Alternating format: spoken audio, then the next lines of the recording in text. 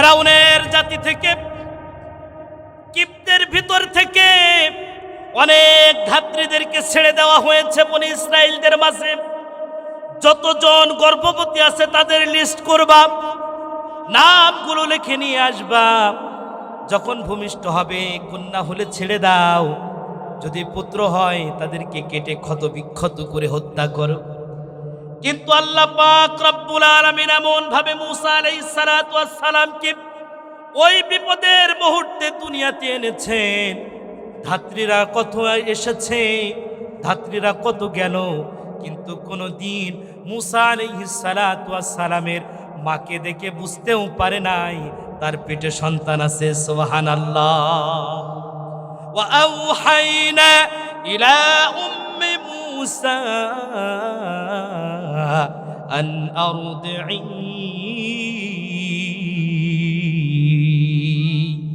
আল্লাহ পাক রব্বুল আলামিন বলেন, আমি তার মাকে, মুসার মাকে জানিয়ে দিলাম, আমি ওহি তার ভিতরে তার মনটাকে আমি এমন ভাবে তৈরি করে দিলাম, আমি তাকে জানিয়ে দিলাম মুসাকে দুধ পান করাও। ইন্না ফাইদা খিফতি আলাইহি ফাআলকিহি ফিল ইয়াম ওয়ালা তাখাফি ওয়ালা তাহজানি। আল্লাহ পাক রব্বুল আলামিন বলেন, ফাইদা, যখন খিফতি, তুমি আশঙ্কা করবে, আলাইহি, তার ব্যাপারে, ফাআলকিহি ফিল ইয়াম্মি, তখন যখন আসবে ফিরাউনের বাহিনী আসবে, তখন তুমি সাগরের ভিতরে তোমার সন্তানটাকে নিক্ষেপ করে দাও। আল্লাহ তার ভিতরে হিকমত দিয়ে দিচ্ছেন, আল্লাহ তার ভিতরে হিকমত দিয়ে দিচ্ছেন কি করে সন্তানকে বাঁচাবেন। তিনি করতেন কি, একটা সিন্দুকের ভিতরে সুন্দর করে বিছানা পেতে সন্তানকে রেখে এরপর আস্তে করে সাগরে ঠেলে দিতেন, দিয়ে একটা দড়ি বেঁধে রাখতেন। যখন তারা এসে চলে যেত, আবার আস্তে করে দড়ি টেনে আবার নিজের সন্তানটাকে কাছে নিয়ে দিতেন। সুবহানাল্লাহ। এত কঠোর পাহারা, এত কঠোর নজর। আল্লাহ তাআলা বলছেন, আমি দেখিয়ে দিতে চাই ওই ফেরাউনদেরকে যে আমি যেটা পরিকল্পনা করি তোমাদের সাধ্য নাই সেটাকে তোমরা ঠেকিয়ে দিবা। ইসলামের বিজয় সামনে দেখা যায়। ও মুসলমান, সজাগ থাকো। সামনের দিন যদি কোরআনের পতাকা তোমরা উড়াইতে না পারো, ভবিষ্যতে আরো কত শত বছর লাগবে এই জমিনে কালেমার পতাকা উড়াইতে, তার কিন্তু কোনো হিসাব নাই। এজন্য ইসলামের জন্য যদি জীবন দেওয়া লাগে, তাওহীদ জনতা যদি রক্ত দেওয়া লাগে, ইসলামের জন্য অর্থ, জান, মাল দিয়ে কে কে প্রস্তুত আছেন কালেমার পতাকা উড্ডীন করে দুহাত তুলে আল্লাহকে দেখায়। নাতলু আলাইকা মিন নাবাই মুসা ওয়া ফিরআউন বিল হাক্কি লিকাওমি ইউমিনুন। আল্লাহ তাআলার নবীকে আল্লাহ তাআলা ডেকে বলেন, নাতলু আলাইকা মিন নাবাই মুসা ওয়া ফিরআউন। নবী, আমি আপনাকে মুসা এবং ফিরআউনের ঘটনা বিল হাক্কে, যথার্থ তোমাকে শোনাচ্ছি, লিকাওমি ইউমিনুন, মুমিনদের জন্য উপকারে আসবে। কোরআনুল কারীম আল্লাহ তাআলা আমাদেরকে দিয়েছেন, যদি কোরআনের একটা আয়াতকে হৃদয় দিয়ে অনুধাবন করতে পারতাম, আল্লাহ তাআলা হেদায়েতের জন্য একটা আয়াতই আমাদের জন্য যথেষ্ট হয়ে যেত। আল্লাহ পাক রব্বুল আলামিন বলেন, নবী গো, কষ্ট পাবেন না। আমি মুসার ফিরআউনের ঘটনাগুলো আপনার সামনে তুলে ধরলাম।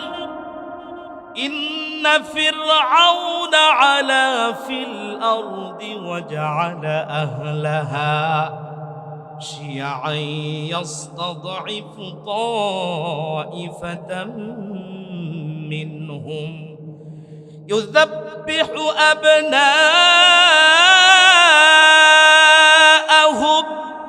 ওয়া ইস্তাহয়ী নিসাআহুম।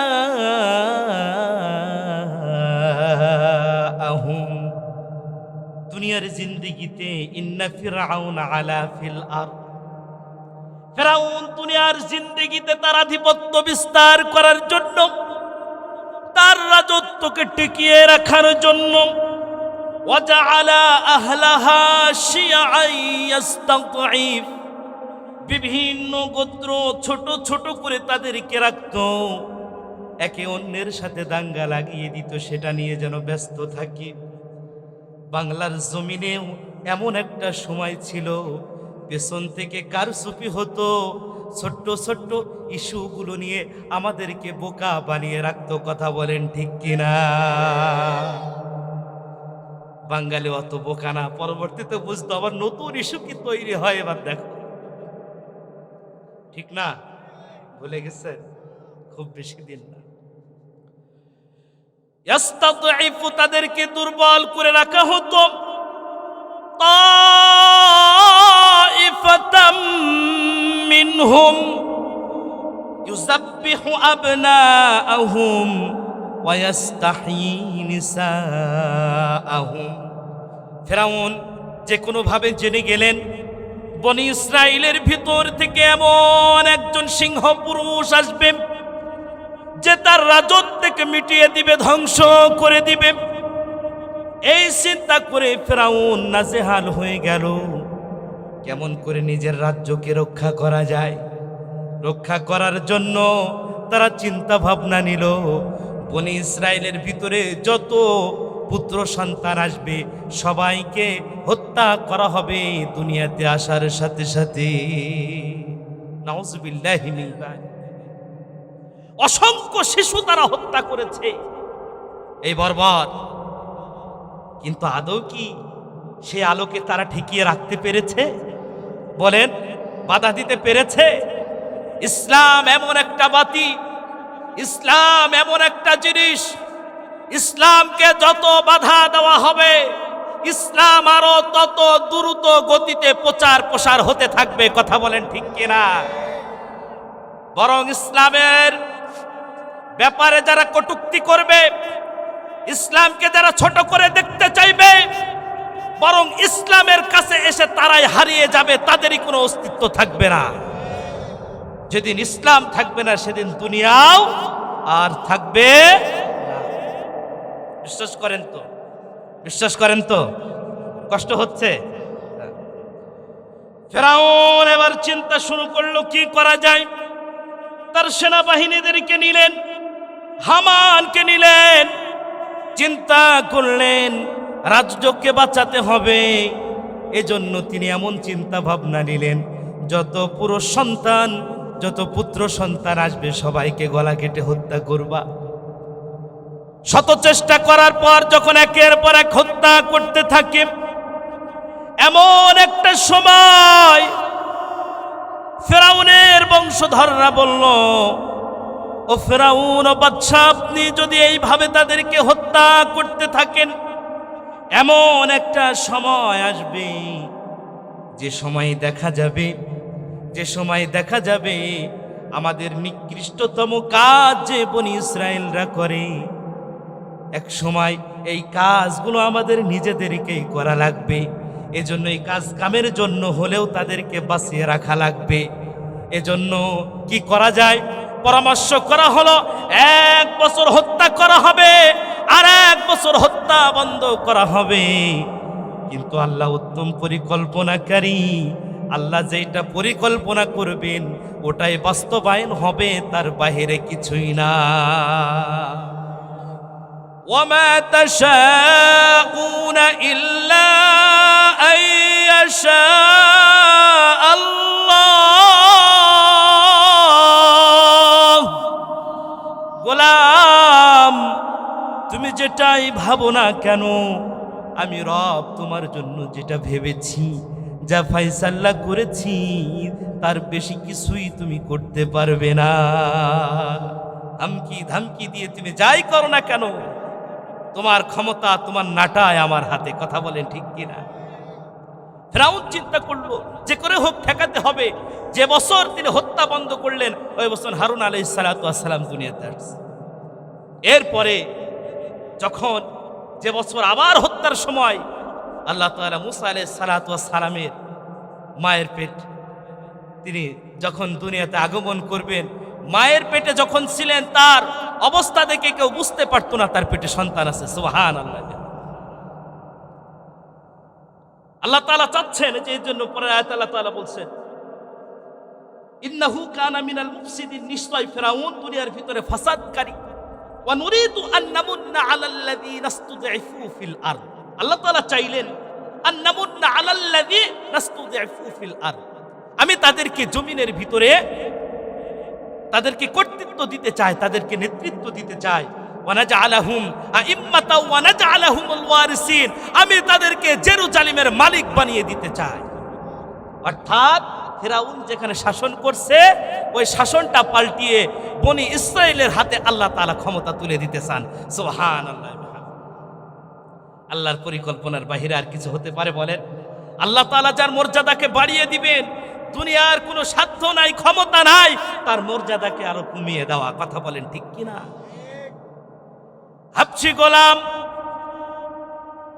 কিতদাস, এমন জায়গায় তার জন্ম, জীবনটাই মানুষের জন্য কাজ করে যাওয়া, নিজের জন্য কখনো কোনো আনন্দ নাই। হযরতে বেলাল এমন মর্যাদা আল্লাহ তাআলা দান করলেন।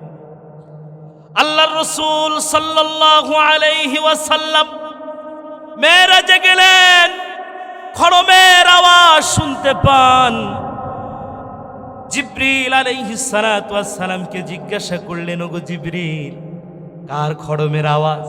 তিনি বললেন, অন্য কেউ নয়, এটা আপনার বেলালের পায়ের খড়মের আওয়াজের শব্দ। সুবহানাল্লাহ।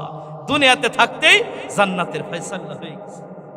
কি মর্যাদা আল্লাহ তাআলা তাকে দিয়ে দিলেন। টাকা দিয়ে পাওয়া যায়, ক্ষমতা দিয়ে পাওয়া যায়, সম্ভব নয়।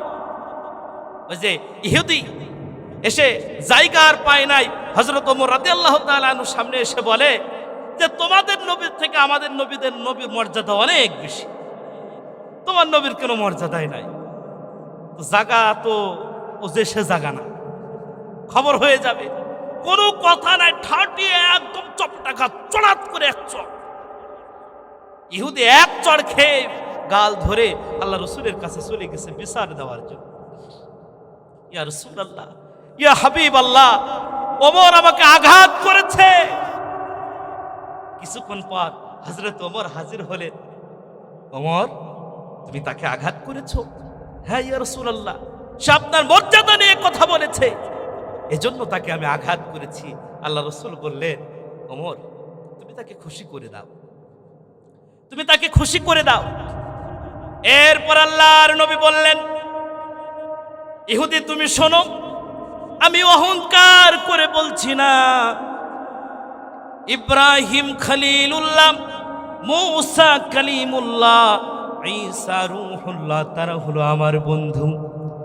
আমার মর্যাদার কথা বাদ দিয়ে দিলাম, আমার সাহাবীদের মর্যাদার কথা তুমি একবার জিজ্ঞাসা করো। সুবহানাল্লাহ।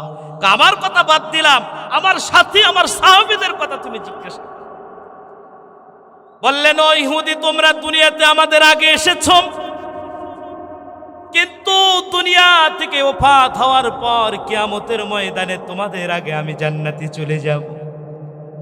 কিন্তু তুমি শুনে রাখো, সর্বপ্রথম যখন আমি জান্নাতের ভিতরে প্রবেশ করব, আমি যে উটের উপরে সওয়ার হব, বেলাল সেই উটের লাগাম ধরবে। সবার আগে আমি আর আমার বেলাল জান্নাতের ভিতরে চলে যাব। মর্যাদা দিয়েছেন কে? একটু চিল্লায়া বলেন, মর্যাদা দিয়েছেন কে? আল্লাহ যদি মর্যাদা দেয়, এমন মর্যাদা দিয়ে দিবেন, আসমানের ফেরেশতা তার জন্য দোয়া করবেন, দুনিয়ার সমস্ত মাখলুক তার জন্য দোয়া করবে। ক্ষমতাসীন ব্যক্তিগুলো তাকে দেখলে মাথাটা নুয়ায়া ফেলবে, তার চোখের সাথে চোখ রেখে কথা বলতে পারবে না। এমন আল্লাহর ওলি আমাদের জমিনে দেখা যায় কি যায় না বলে? চিন্তা করবে, এই যে খুলনা নুরুল আমিন সাহেব, কত মানুষ আছে একটু হাতে হাত রাখার জন্য পাগল হয়ে যায়। ইয়াহিয়া সাহেব যশোরের একটু হাত রাখার জন্য পাগল হয়ে যায়। একটু হাতটা রাখলে, আল্লাহর ওলির হাতটা ধরলে আমি হয়তো ধন্য হয়ে যাব। সম্মান দিয়েছেন কে? আল্লাহ। এরপরে তিনি বললেন, শোনো ইহুদি, এমন এক ব্যক্তি আমার কাছে আছে, তার বাবাকে আমি চিনি, তার মাকে আমি চিনি, তার জন্য জান্নাতের ভিতরে 8টা দরজা খোলা থাকবে, প্রত্যেকটা দরজা থেকে তাকে আহলান সাহলান মারহাবা বলা হবে, স্বাগতম জানানো হবে আর ডাকা হবে, তুমি আমার কাছ থেকে ভিতরে প্রবেশ করো। সালমান ফারসি রাদিয়াল্লাহু তাআলা আনহু জিজ্ঞাসা করলেন, ইয়া রাসূলুল্লাহ, ইয়া হাবিবাল্লাহ, কে সেই সৌভাগ্যবান ব্যক্তি? তিনি বললেন, তিনি আর কেউ নন, তিনি হলেন আমার আবু বকর সিদ্দিক রাদিয়াল্লাহু তাআলা আনহু। সুবহানাল্লাহ। তিনি শোনাচ্ছেন, সাহাবীদের মাঝে বয়ান শোনাচ্ছেন। হযরত আলী রাদিয়াল্লাহু তাআলা আনহু মানে অতিষ্ঠ হয়ে আছে, আমার কথা কখন বলবে, আমার কথা কখন বলবে। এরপর তিনি ওমর রাদিয়াল্লাহু তাআলা আনহুর ব্যাপারে বলেন, ওমর, আমি যখন মেরাজে গিয়েছিলাম, জান্নাতের ভিতরে তোমার প্রাসাদটা আমি দেখে এসেছি। ওমর এত সুসজ্জিত, প্রত্যেকটা পান্নারি সুসজ্জিত একটা মহল। আমি প্রথমে মনে করেছিলাম জান্নাতের ভিতরে মনে হয় এটা আমার জন্য প্রাসাদ তৈরি করা হয়েছে, আমি মনে করলাম ভেতরে প্রবেশ করব। আমি জিবরিলকে জিজ্ঞাসা করলাম, জিবরিল, এই প্রাসাদটি কার? তিনি বললেন, এটা আর কেউ নয়, আপনার বন্ধুবর, আপনার ওমর, আপনার ওমরের প্রাসাদ। তিনি বললেন, ওমর, তোমার ব্যক্তিত্বর কথা চিন্তা করি, ওগো ওমর, তোমার মেজাজের কথা চিন্তা করে তোমার অনুমতি না নিয়ে কেমন করে আমি ঢুকবো, এই চিন্তা করে আমি জান্নাতে তোমার প্রাসাদের ভিতরে আমি ঢুকতেই পারি নাই, আমি ঢুকি নাই রে ওমর। ওমর রাদিয়াল্লাহু তাআলা আনহু চোখের পানি ছেড়ে দিয়ে বলে, ইয়া রাসূলুল্লাহ, ইয়া হাবিবাল্লাহ, আপনার জন্য আমার পিতা মাতা কুরবান হয়ে যাক, আপনার জন্য আমার স্ত্রী সন্তান কুরবান হয়ে যাক, আপনার জন্য আমি ওমর কুরবান হয়ে যাব, আপনার কাছে আমার মর্যাদার কোনো দাম নাই। ও রাসূল, কেন আপনি প্রবেশ করলেন না? আলী রাদিয়াল্লাহু তাআলা আনহু আর মনে করছে, আমার কথা কখন বলবে, আমার কথা কখন বলবে। আল্লাহু আকবার। হযরত ওসমানের দিকে তাকিয়ে বলে, ওগো ওসমান, জান্নাতের ভিতরে আমার একজন সঙ্গী থাকবে, বন্ধু থাকবে। ওগো ওসমান, জান্নাতের ভিতরে আমার সঙ্গী, আমার বন্ধু কে থাকবে তুমি কি জানো? তিনি বললেন, ইয়া রাসূলুল্লাহ, ইয়া হাবিবাল্লাহ, আপনি ভালো জানেন। তিনি বললেন, তিনি আর কেউ নন, তিনি হলেন ওসমান, অর্থাৎ তুমি আমার জান্নাতের ভিতরে বন্ধু হয়ে যাবা, তুমি আমার সঙ্গী হয়ে যাবা। ওগো ওসমান, তুমি আমার সাথী হয়ে থাকবে। ওসমান রাদিয়াল্লাহু তাআলা আনহু চোখের পানি ছেড়ে দিয়ে, জারজার করে চোখের পানি ছেড়ে দিয়ে কান্না করে, ইয়া রাসূলুল্লাহ, ইয়া হাবিবাল্লাহ, আমি সন্তুষ্ট হয়ে গেলাম, আমার আর কোনো কিছুই চাওয়ার নাই। মর্যাদা দিয়েছেন কে, দিবেন কে? আল্লাহকে যদি মানা যায়, দুনিয়াতেও মর্যাদা দিবেন, আখেরাতেও মর্যাদা বাড়িয়ে দিবেন। সুবহানাল্লাহ। দুনিয়ার মর্যাদার দিকে একটু তাকিয়ে দেখেন, খলিফাতুল মুসলিমিন হযরত আবু বকর সিদ্দিক রাদিয়াল্লাহু তাআলা আনহু যখন দুনিয়া থেকে বিদায় হয়ে গেলেন, তিনি দরজার হাত লাগিয়ে ভিতরে কান্না শুরু করলেন, আজকে আমার বন্ধু দুনিয়া থেকে বিদায় হয়ে গিয়েছে। আব্দুর রহমান ইবনে আউফ রাদিয়াল্লাহু তাআলা আনহু ডাকলেন, ওগো ওমর, বের হও, খেলাফতের দায়িত্ব তোমার নেওয়া লাগবে। তিনি বললেন, এত বড় দায়িত্ব তোমরা আমাকে দিও না, কারণ মরুর বুকে যদি একটা কুকুরও না খেয়ে মারা যায়, রবের সামনে আমি ওমরের দাঁড়িয়ে যাওয়া লাগবে। এত বড় দায়িত্ব তোমরা আমাকে দিও না। আব্দুর রহমান ইবনে আউফ বললেন, এই মুহূর্তে আপনি ছাড়া উপযুক্ত কেউ নেই, আপনাকেই দায়িত্ব নেওয়া লাগবে। কেমন শাসক ছিলেন একটু চিন্তা করে দেখুন। গভীর রাত্রিরে হযরত ওমর রাদিয়াল্লাহু তাআলা আনহু আব্দুর রহমান ইবনে আউফ রাদিয়াল্লাহু তাআলা আনহুকে নিয়ে বেরিয়ে পড়লেন। হঠাৎ করে কিছু দূর যাওয়ার পর বাচ্চার কণ্ঠের কান্নার আওয়াজ আসলো। তিনি সইতে পারলেন না। এরপরে তিনি কি করলেন? আব্দুর রহমান ইবনে আউফ রাদিয়াল্লাহু তাআলা আনহুকে বললেন, তুমি একটু দাঁড়াও, তাঁবুর অবস্থাটা আমি একটু পর্যবেক্ষণ করে আসি। তিনি তাঁবুর কাছে চলে গেলেন। তিনি বললেন, মা, ভিতরে কে আছো? মাগো, তোমার সন্তান খুব কান্না করে, তোমার সন্তানকে কাঁদিও না, সে দুধ খাওয়ার জন্য কান্না করে, তাকে তুমি দুধ পান করাও। এ কথা বলার পর তাঁবুর ভিতর থেকে আওয়াজ আসছে, কে আপনি? এজাজাবার, তুমি কে? আমার তাঁবুর সামনে তুমি কি করো? তিনি বললেন, আমি এখনই চলে যাচ্ছি, কিন্তু তোমার সন্তানটাকে একটু দুধ পান করা। কিছুক্ষণ পর তিনি আবার চলে আসার কিছুক্ষণ পর আবার কান্নার আওয়াজ শুনতে পেলেন। তিনি আবার সেখানে গেলেন, তাঁবুর সামনে দাঁড়িয়ে এবার সুরটা একটু অন্যরকম করলেন। বললেন, তোমাকে বললাম তোমার সন্তানটাকে দুধ পান করাও, তোমার সন্তানটাকে আর কাঁদিও না, তোমার সন্তানটাকে মেহেরবানি করে দুধ পান করাও। এরপরে তিনি আবার চলে আসলেন।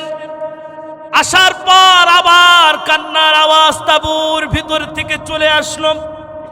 তিনি আবার ঘুরে গেলেন, ধমকের সুরে বললেন, তোমাকে বললাম মাসুম বাচ্চাটাকে আর কাঁদিও না, কেন তুমি কাঁদাও? এতটুকু বাচ্চা দুধের জন্য কান্না করে, ক্ষুধার যন্ত্রণা, কেন তাকে তুমি দিতে চাও? কি তোমার উদ্দেশ্য? তখন তিনি বললেন, আমি জানি না আপনি কে, আমি অনেক দূর থেকে এসেছি। যুদ্ধের সময় আমার স্বামী ইসলামের জন্য জীবনটা দিয়ে দিয়েছেন, শহীদ হয়ে গিয়েছেন। সন্তানের খাবারের ব্যবস্থা আমি করতে পারি না, এজন্য এসেছি। শুনলাম খলিফাতুল মুসলিমিন হযরতে ওমর দুধ না ছাড়লে নাকি সেই শিশুর ভাতা প্রদান করেন না, এজন্য নিজের সন্তানটাকে ক্ষুধার যন্ত্রণা দিয়ে একটু শক্ত করার চেষ্টা করছি, যাতে করে আমিরুল মুমিনিন ওমরের সামনে যে যেন খাবার দুধ যেন না চেয়ে বসে, তার ভাতা যেন বন্ধ না হয়ে যায়, তার ভাতাটা যেন চালু হয়। এই জন্য আমি এই কৌশল অবলম্বন করছি। হযরতে ওমর চোখের পানি ছেড়ে দিয়ে জমিনে টপ টপ করে চোখের পানি পড়ছে। হযরতে ওমর তিনি বললেন, মাগো, তোমার সন্তানকে আর তুমি কষ্ট দিও না, তোমার সন্তানকে তুমি দুধ পান করাও। আগামীকাল যখন মসজিদে নববীর কাছে যাবে, তোমার সন্তানের সমস্ত খরচ ভাতা, 1 বছরের খাবারের খরচ সব কিছু অগ্রিম দিয়ে দেওয়া হবে। তখনও চিনতে পারে না সে হযরতে ওমর খলিফাতুল মুসলিমিন। কি শিক্ষা দিয়ে গিয়েছেন! ইসলাম কত সুন্দর, কথা বলেন ঠিক না? হযরতে ওমর কাঁদতে কাঁদতে চলে আসলেন। আব্দুর রহমান ইবনে আউফ রাদিয়াল্লাহু তাআলা আনহুকে কিচ্ছু বললেন না। তিনি ফজরের নামাজে দাঁড়িয়ে গেলেন। কেরাত পড়তে যাচ্ছে, কাপা কাপা কণ্ঠে কেরাত যেন তার গলা থেকে, কণ্ঠ থেকে বের হয় না, কণ্ঠনালী কাঁপতে শুরু করেছে।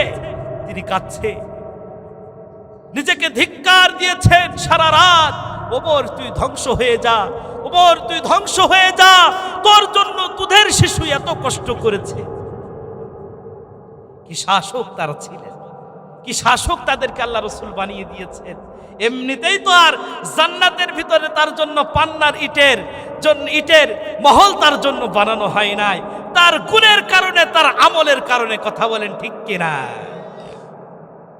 হযরত ওমর যখন ফজরের নামাজের পর সালাম ফিরালেন, সহযোগিতার জন্য যারা এসেছেন তাদেরকে বললেন, আজ থেকে তোমরা শুনে রাখো, দুনিয়াতে যখন কত শিশু ভূমিষ্ঠ হবে, দুনিয়াতে যখন কোন শিশু আসবে, দুনিয়াতে পদার্পণ করার সাথে সাথে তার জন্য বাইতুল মাল থেকে ভাতা চালু হয়ে যাবে। সুবহানাল্লাহ। ইসলাম মানুষের জন্য আইন, আইনের জন্য মানুষ নয়। আর আজকে আইনের জন্য মানুষ তৈরি হয়েছে, এই আইন দিয়ে মানুষের উপরে জুলুম করে নিঃস্ব করে ফেলা হয়। কথা বলেন ঠিক কিনা? পায়ের জুতা ক্ষয় হয়ে যায়, এরপরেও সঠিক বিচারটা আমাদের দেশে পাওয়া যায় না। ধর্ষণ করে তারা মাথা উঁচু করে ঘুরে বেড়ায়, ধর্ষিতা মা বোনরা সমাজে কলঙ্কিত হয়ে গলায় ফাঁসির দড়ি তুলে নেয়, এমন আছে না নাই? যদি এই দিন পার করতে হয়, যদি দুনিয়ার ভিতরে শান্তি স্থাপন করতে হয়, এই কোরআন ছাড়া দ্বিতীয় কোনো পথ নেই। কথা বলেন ঠিক কিনা? এজন্য মুসলমান, আগামীর দিন এই জমিন কোরআন দিয়ে আবাদ হবে। কে কে রাজি আছেন দুহাত তুলে আল্লাহকে দেখান।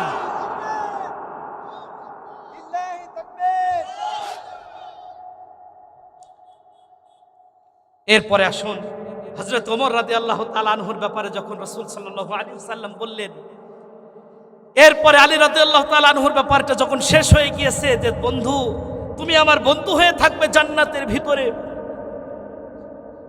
আলী রাদিয়াল্লাহু তাআলা আনহুর দিকে তাকিয়ে রাসূল সাল্লাল্লাহু আলাইহি ওয়াসাল্লাম দুইটা হাত নিজের বুকের সাথে ঠেকিয়ে নিলেন।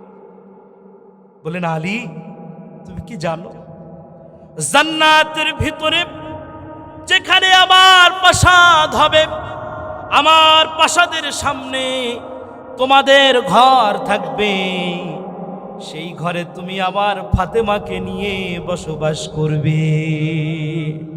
ও আলী, সব সময় তোমার সাথে আমার দেখা হবে। হযরত আলী চোখের পানি ধরে রাখতে পারলেন না, তিনি বললেন, ইয়া রাসূলুল্লাহ, ইয়া হাবিবাল্লাহ, আমার আর কোনো কিছু চাওয়ার নাই। ইহুদির সামনে বলছেন, আমাদের মর্যাদাগুলো তুমি শুনে নাও, আমাদের মর্যাদাগুলো তুমি শুনে নাও। তুমি এসেছো দুনিয়াতে আগে, কিন্তু তোমাদের আগে আমরা জান্নাতে চলে যাব। সুবহানাল্লাহ।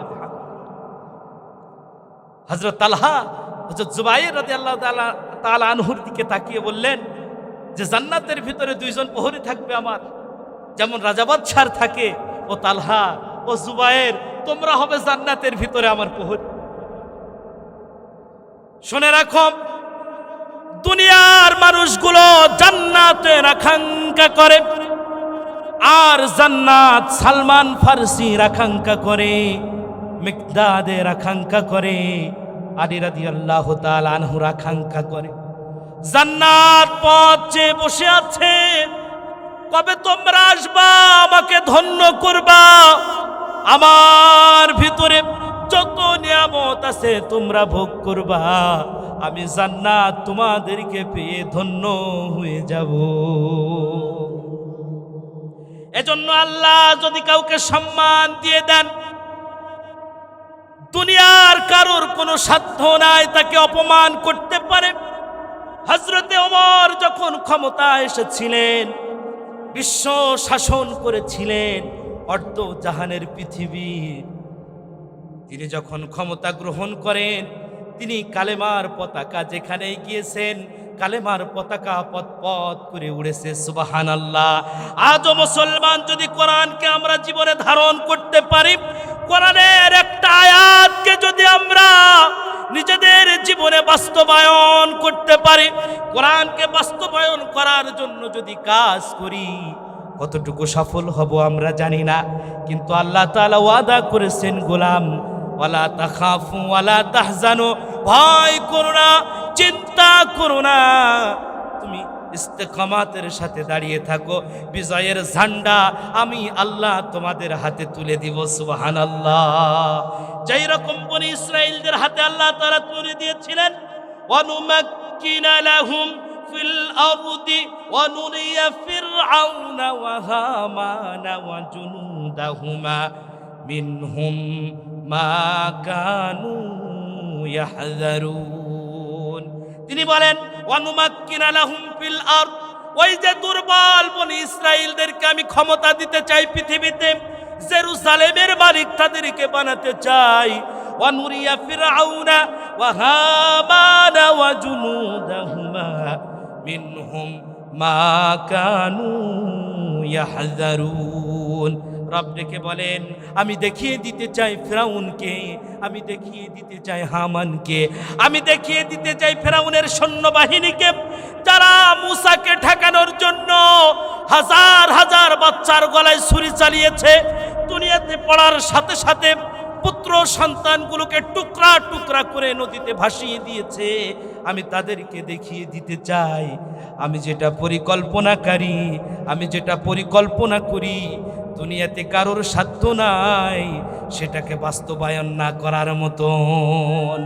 আল্লাহ যেটা ভেবে রেখেছেন, আল্লাহ যেটা পরিকল্পনা করেছেন, সাধ্য নাই কারোর বাধা দেওয়ার মতন। আল্লাহ তাআলা ওই শত্রুর ভিতরে থেকেই বিজয় ছিনিয়ে এনে দেবেন। ওয়া আওহাইনা ইলা উম্মি মূসা আন আরদি'i, ফিরাউনের জাতি থেকে, কিপ্তের ভিতর থেকে অনেক ধাত্রীদেরকে ছেড়ে দেওয়া হয়েছে বনি ইসরাইলদের মাঝে। যতজন গর্ভবতী আছে তাদের লিস্ট করবা, নামগুলো লিখে নিয়ে আসবা। যখন ভূমিষ্ঠ হবে কন্যা হলে ছেড়ে দাও, যদি পুত্র হয় তাদেরকে কেটে ক্ষত বিক্ষত করে হত্যা করো। কিন্তু আল্লাহ পাক রব্বুল আলামিন এমন ভাবে মূসা আলাইহিস সালাতু ওয়াস সালামকে ওই বিপদের মুহূর্তে দুনিয়াতে এনেছেন। ধাত্রীরা কত এসেছে, ধাত্রীরা কত গেল, কিন্তু কোনদিন মূসা আলাইহিস সালাতু ওয়াস সালামের মাকে দেখে বুঝতেও পারে নাই তার পেটে সন্তান আছে। সুবহানাল্লাহ। ওয়া আওহাইনা ইলা উম্মি মূসা আন আরদি'i,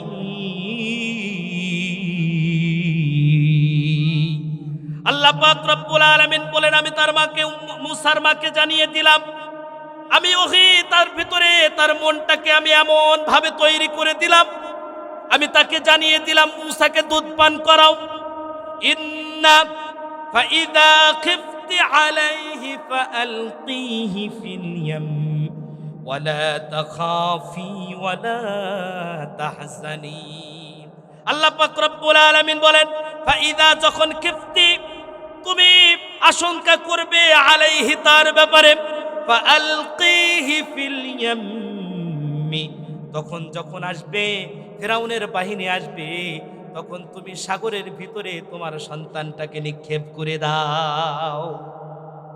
আল্লাহ তার ভিতরে হিকমত দিয়ে দিচ্ছেন, আল্লাহ তার ভিতরে হিকমত দিয়ে দিচ্ছেন কি করে সন্তানকে বাঁচাবেন।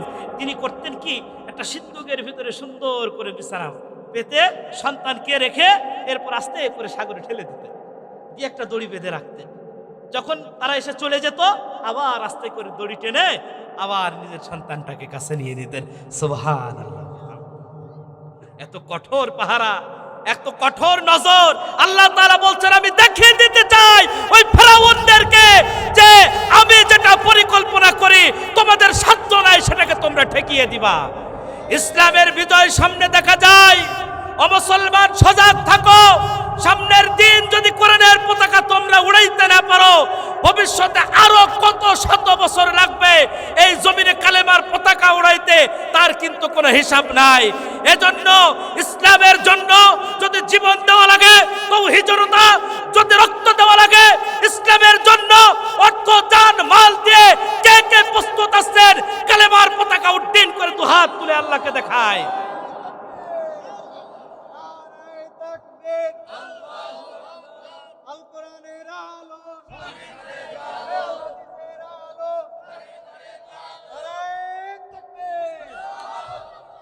আল্লাহু আকবার। এরপরে মূসা আলাইহিস সালাতু ওয়াস সালাম যখন তিনি এই অবস্থা দেখলেন, হঠাৎ করে একদিন একজন চলে আসলেন। তাকে দেখে মুসা আলাইহিস সালামের মা অত্যন্ত ভয় পেতেন। তো সিন্দুকটা ওই দিন ছেড়ে দিয়েছেন, তাড়াহুড়া করে তার আর বাঁধতে মনে নেই। হ্যাঁ, আল্লাহ পাক রব্বুল আলামিন এরপরে মুসা মাকে সান্ত্বনা দিচ্ছেন। দেখেন, ইন্না রাদ্দুহু ইলাইকি ওয়া জাইলুহু মিনাল মুরসালিন। আল্লাহ সান্ত্বনা দিচ্ছেন, ওয়ালা তাখাফি ওয়ালা তাহজানি। হ্যাঁ, তুমি সাগরে ফেলে তুমি ভয় পেও না, তুমি চিন্তা করো না। ইন্না রাদ্দুহু ইলাইকি, আমি আবার তাকে তোমার কাছে ফিরিয়ে দেব, আমি আবার তাকে তোমার কাছে ফিরিয়ে দেব। ওয়া জাইলুহু মিনাল মুরসালিন, শুধু তাই নয়, আমি তাকে রাসূলদের অন্তর্ভুক্ত করে দিব।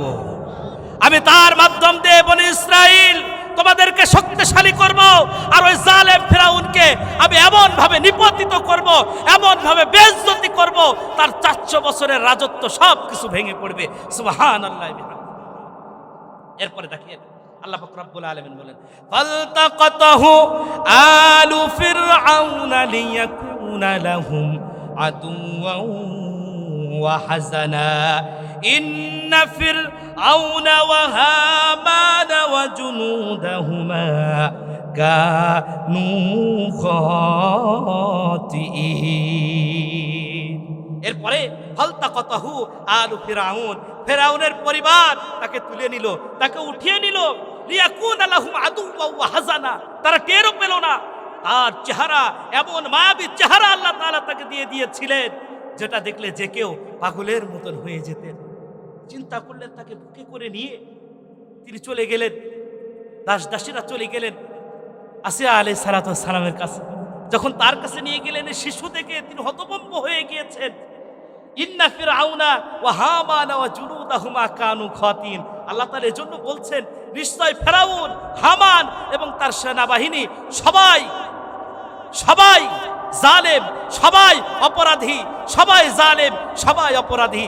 আল্লাহ তাআলা এভাবে কিভাবে মুসার প্রাসাদের ভিতরে ঢুকিয়ে দিচ্ছেন, যেটার জন্য সে এত সজাগ, শত শত হাজার হাজার বাচ্চাকে হত্যা করেছে, আজকে যাকে দিয়ে ধ্বংস করবে তাকেই প্রাসাদের ভিতরে ঢুকিয়ে দিলেন। সব থেকে উত্তম পরিকল্পনাকারী কে বলেন? সব থেকে উত্তম পরিকল্পনাকারী কে?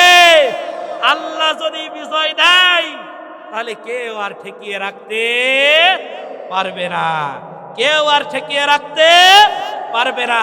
এবার শিশুটাকে হাতে পেয়ে আসিয়া চিন্তায় পড়ে গেলেন। তিনি দেখেন কি বলছেন, وقالت امرأة فرعون قرة عين لي ولك। তিনি বললেন, ফিরআউনের স্ত্রী ফিরআউনকে বললেন, দেখো কত সুন্দর বাচ্চা, কত সুন্দর শিশু, আমার তোমার নয়নের মনে চোখের শান্তি, লা তাকতুলু, তাকে তুমি হত্যা করতে পারবা না, তাকে তুমি আঘাত করতে পারবা না, বরং আসা আইয়ানফা'না আও নাত্তাখিযাহু ওয়ালাদাও ওয়া হুম লা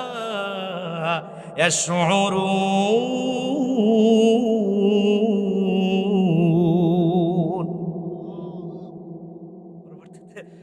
ফিরআউনের স্ত্রী কথা বলছে, আসা আইয়ানফা'না, আমরা যদি তাকে গ্রহণ করি আমাদের কোনো উপকার আসতে পারে, আও নাত্তাখিযাহু ওয়ালাদা, তার চেয়ে বরং আমরা সন্তান হিসাবে যদি গ্রহণ করি কেমন হয়? ফিরআউন বলছে, আমারও তো শখ নেই, তোমার রাখতে মন বলছে তুমি রাখো না। দেখেন চিন্তা করছে, যাকে ঠেকানোর জন্য এত পরিকল্পনা কিভাবে ঢুকিয়ে দিয়েছেন তার প্রাসাদের ভিতরে। এরপরে আরো মজার বিষয় সামনে আসছে, অল্প একটু সময় দেন, শেষ করে দেব ইনশাআল্লাহ। কষ্ট হচ্ছে? আল্লাহ পাক রব্বুল আলামিনের পরে বলেন, وأصبح فؤاد أم موسى فارغا। মুসা আলাইহিস সালামের মা বিচলিত হয়ে গেলেন। আহ, আমার কলিজার টুকরা সন্তান কেমন আছে, কোথায় আছে? ইনকাদাত লাতুবদি বিহি। আল্লাহ পাক রব্বুল আলামিন বলেন, সে তো প্রায় এমন হয়ে গিয়েছিল তার সন্তানের কথা, তার সন্তানের পরিচয় সবার সামনে বলে দিত।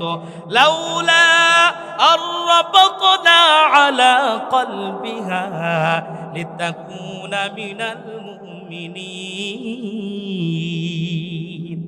আল্লাহ পাক রব্বুল আলামিন বলেন, আমি যদি তার হৃদয়টাকে দৃঢ় না করে দিতাম, তার হৃদয়টাকে যদি শক্ত না করে দিতাম, সে হয়তো সবাইকে মূসার পরিচয়টা বলে দিত, কিন্তু তার হৃদয়টাকে আমি শক্ত করে দিয়েছি লিতাকুনা মিনাল মুমিনিন, যাতে করে সে মুমিনদের অন্তর্ভুক্ত হতে পারে। সুবহানাল্লাহ।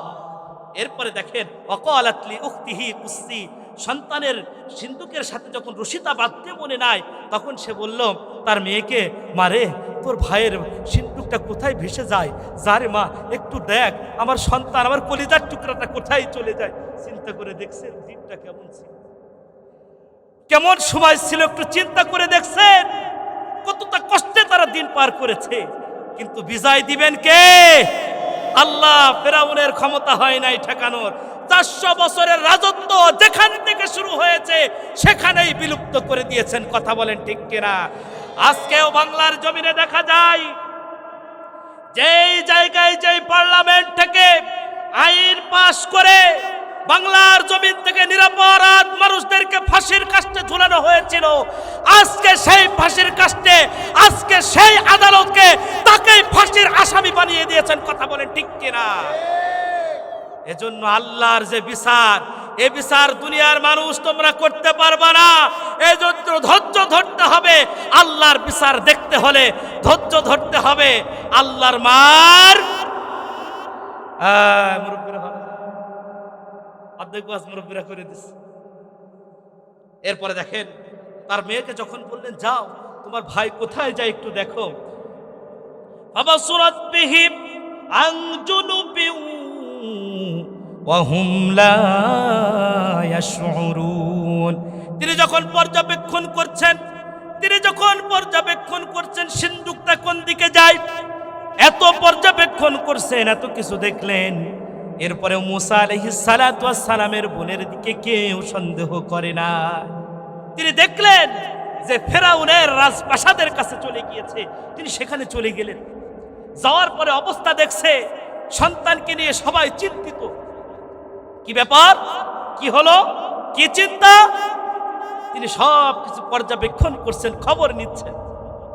এরপর জানতে পারলেন মুসা আলাইহিস সালাতু ওয়াস সালাম কোনো ধাত্রী মায়ের দুধ পান করছে না। কারণ ওয়া হারামনা আলাইহিল মারাদিআ মিন ক্বাবল, আল্লাহ পাক রব্বুল আলামিন মুসা আলাইহিস সালাতু ওয়াস সালামের জন্য অন্য কোন ধাত্রীর দুধ পান করা হারাম করে দিয়েছে। চেষ্টা করে কেউ দুধ খাওয়াতে পারে না। আসিয়া আলাইহিস সালাতু ওয়াস সালাম চিন্তায় পড়ে গেছে, বলে যে করেই হোক তোমরা একে দুধ খাওয়ানোর ব্যবস্থা করো, একে বাঁচাও, তাতে যা খরচ হয়, যা লাগবে, এই রাজ্য, এই প্রাসাদ সব কিছু বহন করবে। সুবহানাল্লাহ। তার বোন সব কিছু লক্ষ্য করছে। ফাকালাত হাল আদুল্লুকুম আলা আহলি বাইতি ইয়াকফুলুনাহু লাকুম ওয়া হুম লাহু নাসিহুন।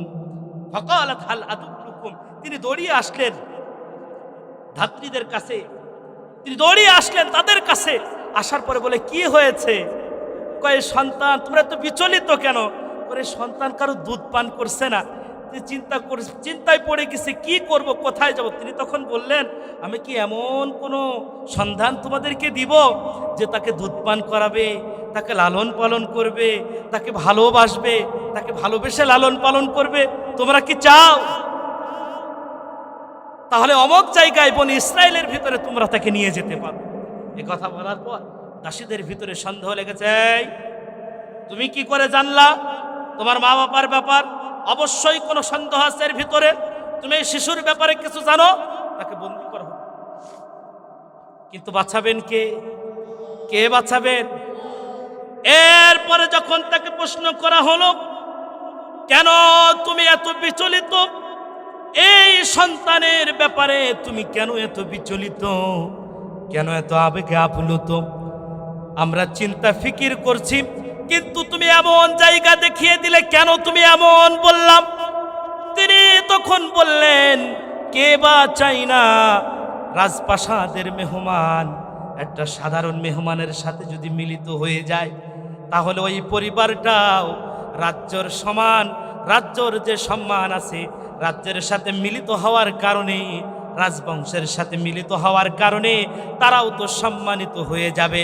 এই চিন্তা করে আমি বলেছি, যদি আমার মা তাকে দুধ পান করায়, তাহলে আমরাও তো এই রাজপ্রাসাদের কারণে সম্মানিত হয়ে যাব। টপ গিলে ফেলছে টপাস করে। কথা তো ঠিক। ও তাহলে ঠিক বলেছ তুমি, সম্মানের জন্য। আচ্ছা আচ্ছা, তাহলে তাকে ডেকে নিয়ে আসো। মুসা আলাইহিস সালাতু ওয়াস সালামের মা চলে আসলেন, কলিজার টুকরা সন্তানকে নিলেন, দুধ পান করালেন। আসিয়া আলাইহিস সালাতু ওয়াস সালাম প্রস্তাব করলেন, তুমি রাজপ্রাসাদে থেকে যাও, সমস্ত ভরণ পোষণ তোমাকে দেওয়া হবে, তোমাকে প্রতিদিন বেতন দেওয়া হবে। চিন্তা করে দেখুন, নিজের সন্তান নিজের স্তন পান করায়, নিজেই লালন পালন করেন, আবার তার জন্য হাদিয়া তোহফাও ব্যবস্থা করলেন কে? এরপর তিনি জানিয়ে দিলেন, আমি আমার স্বামী থুয়ে আমার আরো ছোট ছোট সন্তান আছে, তাদেরকে থুয়ে তো আমি থাকতে পারবো না। তার চেয়ে বরং প্রতিদিন নির্দিষ্ট একটা সময় যদি আপনার সন্তানকে আমার কাছে পাঠিয়ে দেন, আমি তাকে দুধ পান করাবো, অথবা রাজপ্রাসাদে এসে আমার এই সন্তানকে দুধ পান করাবো। এ কথা বলার পর বিবি আসিয়া বললেন, আচ্ছা ঠিক আছে, তোমার কথা মেনে নেওয়া হলো।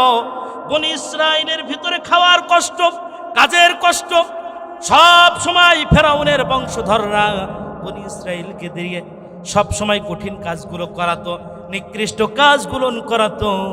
কিন্তু আজকে বিবি আসিয়া আলাইহিস সালাতু ওয়াস সালাম যখন প্রস্তাব দিলেন, সন্তানকে তুমি এসে দুধ পান করিয়ে যাবে, তোমাকে মাসিক বেতন দেওয়া হবে, তোমার জন্য ভাতা প্রদান করা হবে, তিনি প্রতিদিন আসে নিজের কলিজার টুকরা সন্তানকে বুকে নেয়, দুধ পান করায়, প্রতিদিন উপঢৌকন নিয়ে আবার ফিরে যায়। আল্লাহর গোলামেরা শুনে রাখুন, আল্লাহ তাআলা যেটা ফয়সালা করেন সেটাই হবে, তার বাহিরে কোনো কিছুই হবে না। রব যেটা ফয়সালা করেছেন চোখ বুঝে মেনে নিতে হবে, কারণ তার ভিতরেই আল্লাহ তাআলা কল্যাণ নিহিত রেখেছে।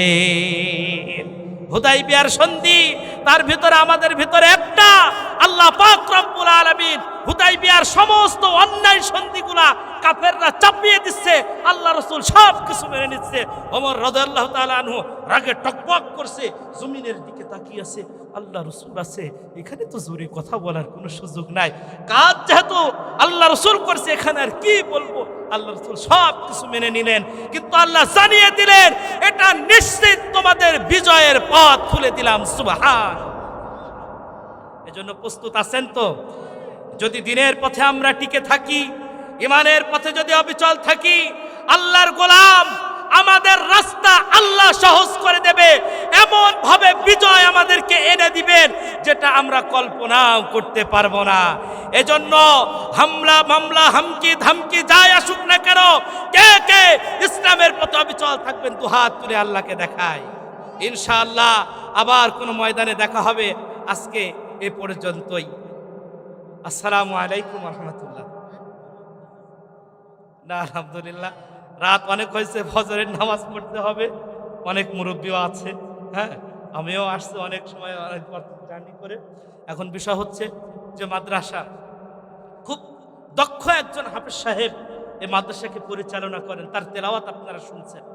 তার বাচ্চাদের এমন চমৎকার চমকপ্রদ তেলাওয়াত, যেটা শুনলে ইমানটা এমনি বৃদ্ধি হতে থাকে। সুবহানাল্লাহ, আলহামদুলিল্লাহ। আপনারা এই মাদ্রাসাকে চতুর্দিক থেকে ছাত্র দিয়ে, অর্থ দিয়ে, মেধা দিয়ে, বুদ্ধি দিয়ে আরো এগিয়ে নেবেন। রাজি আছেন তো ইনশাআল্লাহ? এই কোরআনের মাহফিল যেন প্রতি বছর হয়, এরকম কোরআনের হাফেজরা যেন বের হয়, আল্লাহর জমিনে যেন দিনের দাওয়াতগুলো ছড়িয়ে দেয়। আল্লাহ পাক রব্বুল আলামিন কবুল করুক, সকলে বলেন আমিন।